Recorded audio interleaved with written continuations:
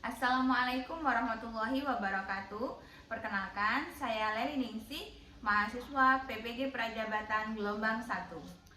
Hai, perkenalkan nama saya Hafizah Wiranti. Saya adalah mahasiswa PPG Prajabatan tahun 2022 Gelombang 1.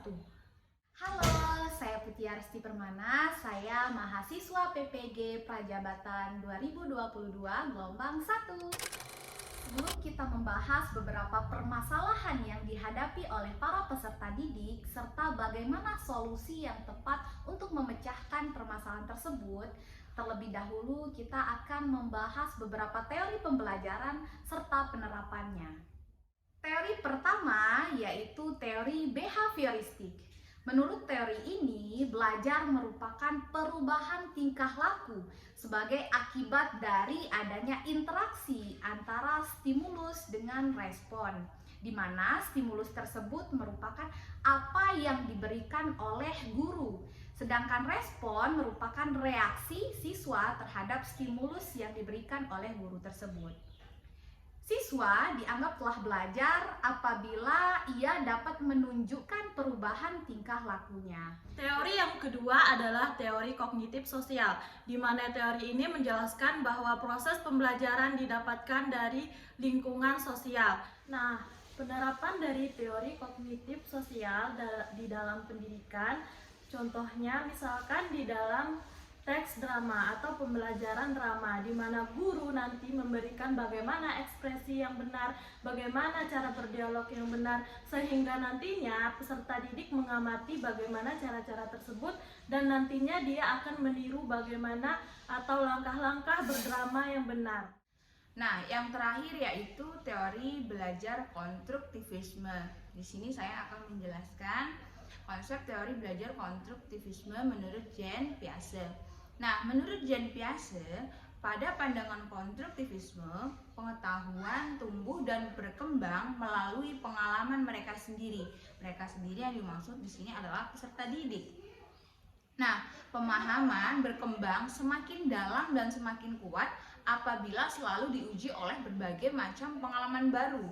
Nah, teori belajar konstruktivisme ini mengakui bahwa peserta didik akan dapat menginterpretasikan informasi ke dalam pikirannya hanya pada konteks pengalaman dan pengetahuan mereka sendiri. Nah, pendekatan konstruktivisme merupakan suatu cara seorang guru yang bertugas sebagai fasilitator dan membimbing siswa dalam menggali ilmu pengetahuan mereka sendiri, serta membina sendiri konsep ilmu pengetahuan yang didapatnya melalui pengalaman-pengalaman belajar mereka. Nah, contohnya dalam pembelajaran, guru dapat menerapkan metode diskusi. Dengan berdiskusi berkelompok, guru memberikan kepada siswa agar mereka dapat berdiskusi dengan temannya dan menyampaikan pendapat mereka sendiri kepada teman-temannya melalui forum diskusi yang telah ditetapkan oleh guru. Nah, diharapkan melalui diskusi tersebut, siswa dapat mengemukakan pengetahuan dan pengalaman pribadinya sendiri kepada teman-temannya. Nah, saya rasa metode diskusi cukup relevan dan dapat digunakan dalam teori belajar konstruktivisme. Baiklah, tadi kita sudah mempelajari tentang berbagai teori dalam pembelajaran. Nah, yang tadi sudah dijelaskan, yang pertama ada teori behavioristik, yang kedua ada teori kognitif sosial, dan yang ketiga ada teori konstruktivisme. Setelah kita mempelajari, mari kita jabarkan dalam atau kita muat teori tersebut di dalam kasus-kasus berikut ini.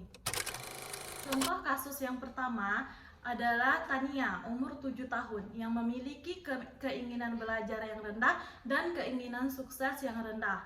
Nah, di dalam kasus Tania ini, kita harus memotivasi atau memberikan stimulus, di mana teori stimulus itu adalah teori behavioristik. Nah, di sini guru berperan memberikan stimulus atau motivasi bahwa belajar itu menyenangkan, dikarenakan Tania umur 7 tahun merupakan anak SD yang duduk di bangku kelas 1. Jadi sebagai guru kita harus mengerti karakter peserta didik tersebut, apa yang dia inginkan, pembelajaran apa yang dia inginkan, sehingga nantinya guru memberikan stimulus-stimulus dan motivasi belajar dan menjadikan ruangan belajar yang menyenangkan. Bagaimana menjadikan ruangan belajar yang menyenangkan? Guru harus membuat pembelajaran atau strategi pembelajaran yang menyenangkan. Nah, dari situlah nanti stimulus-stimulus yang diberikan guru akan direspon oleh Tania, bahwa pola pikir Tania belajar tidak menyenangkan akan berubah menjadi belajar itu menyenangkan, sehingga timbul motivasi dari dirinya untuk terus belajar atau keinginan belajar yang tinggi, sehingga dia mempunyai cita-cita di dalam dirinya. Kita masuki contoh kasus yang kedua, yaitu contoh kasus dari Samuel, usia 10 tahun yang bekerja keras untuk menjaga harga dirinya pada tingkat tinggi. Tetapi anak memiliki rasa takut akan gagal yang kuat. Nah, pada kasus tersebut kita lihat dari rentan usianya, Samuel ini berusia 10 tahun. Ini berarti sang anak masih menduduki bangku kelas 4 sekolah dasar. Pada kasus ini, anak sudah memiliki keinginan bekerja keras untuk menjaga harga dirinya pada tingkat tinggi. Ini berarti sang anak sudah memiliki motivasi yang kuat yang berada pada dirinya, atau bisa kita sebut sebagai motivasi intrinsik. Namun, permasalahannya di sini adalah Samuel tidak memiliki kepercayaan diri bahwa ia mampu dalam suatu hal. Hal ini tercermin dari rasa takut akan kegagalan yang amat kuat dari diri Samuel, sehingga anak tersebut membutuhkan motivasi ekstrinsik atau motivasi yang berasal dari luar dirinya. Dalam kasus seperti ini, guru dapat meningkatkan motivasi siswa atau Samuel tersebut dengan cara mengenalkan tokoh-tokoh atau ilmuwan yang berkontribusi terhadap perubahan peradaban dunia. Sebagai contoh, guru bisa menceritakan kisah dari Thomas Alva Edison, ilmuwan yang menemukan bohlam lampu dan berhasil pada percobaan yang ke-1000 kali. Nah, guru dapat memotivasi siswa bahwa kegagalan itu bukanlah hal yang mengerikan. Jika kita terus berusaha dan terus mengupgrade diri, maka usaha kegagalan tersebut akan membuahkan hasil yang maksimal. Kasus selanjutnya yaitu kasus dari Sandra, anak yang berusia 13 tahun yang tenang di kelas, tetapi Sandra ini sering meremehkan kemampuan teman-temannya yang berada di dalam kelas. Jika saya menjadi guru dari Sandra, usia 13 tahun, berarti Sandra ini masih menduduki kelas 1 sekolah menengah pertama. Saya akan membantu Sandra dalam memecahkan masalah yang dihadapinya dengan cara saya bisa melakukannya dengan memberikan contoh-contoh negatif kepada Sandra. Contoh tersebut bisa saya berikan berupa berbentuk video yang memperlihatkan apa dampak negatif apabila kita berperilaku meremehkan seseorang atau beberapa orang. Nah, Sandra ini merupakan seorang anak yang masih menduduki bangku SMP. Dari rentan usianya, usia 13 tahun, ini anak masih senang atau masih sangat tertarik jika pembelajarannya berupa video atau gambar-gambar animasi. Jadi gambar-gambar yang diberikan oleh guru itu harus sesuai dengan usia sang anak. Nah, studi kasus yang terakhir yaitu terjadi kepada siswa bernama Robert. Robert ini umurnya 16 tahun.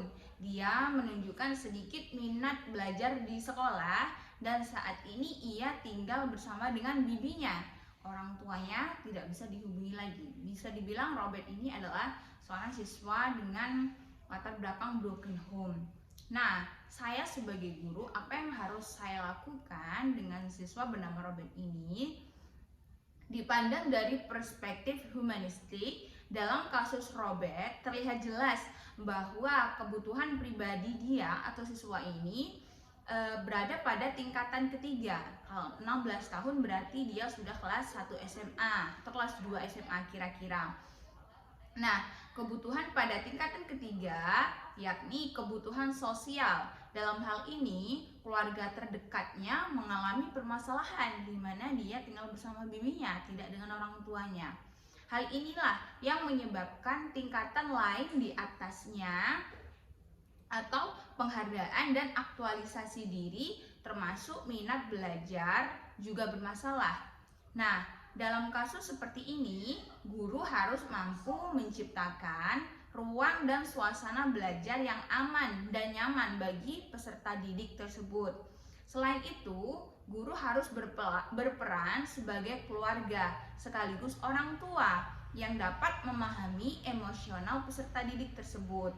Nah, dengan menciptakan kondisi seperti ini, minat belajar siswa si Robert ini tadi diharapkan perlahan akan meningkat.